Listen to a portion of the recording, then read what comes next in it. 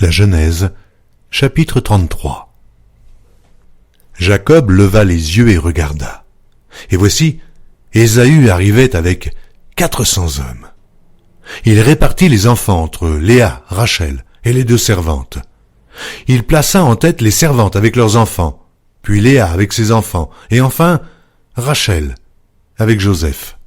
Lui-même passa devant eux, et il se prosterna en terre 7 fois, jusqu'à ce qu'il fût près de son frère. Ésaü courut à sa rencontre, il l'embrassa, se jeta à son cou et le baisa. Et ils pleurèrent. Ésaü, levant les yeux, vit les femmes et les enfants, et il dit, « Qui sont ceux que tu as là ?» Et Jacob répondit, « Ce sont les enfants que Dieu a accordés à ton serviteur. » Les servantes s'approchèrent, elles et leurs enfants, et se prosternèrent. Léa et ses enfants s'approchèrent aussi et se prosternèrent. Ensuite, Joseph et Rachel s'approchèrent et se prosternèrent.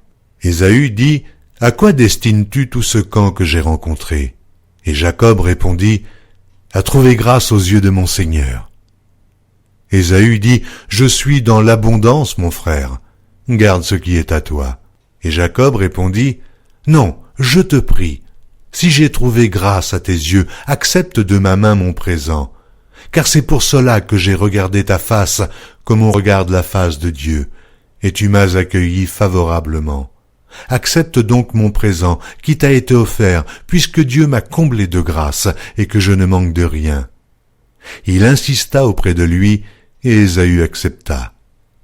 Ésaü dit, « Partons, mettons-nous en route, j'irai devant toi. » Jacob lui répondit, « Mon Seigneur sait que les enfants sont délicats, et que j'ai des brebis et des vaches qui allaitent.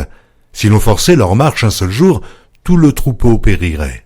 Que mon Seigneur prenne les devants sur son serviteur, et moi je suivrai lentement, au pas du troupeau qui me précédera, et au pas des enfants, jusqu'à ce que j'arrive chez mon Seigneur, à Séhir. » Ésaü dit, « Je veux au moins laisser avec toi une partie de mes gens. » Et Jacob répondit, « Pourquoi cela ?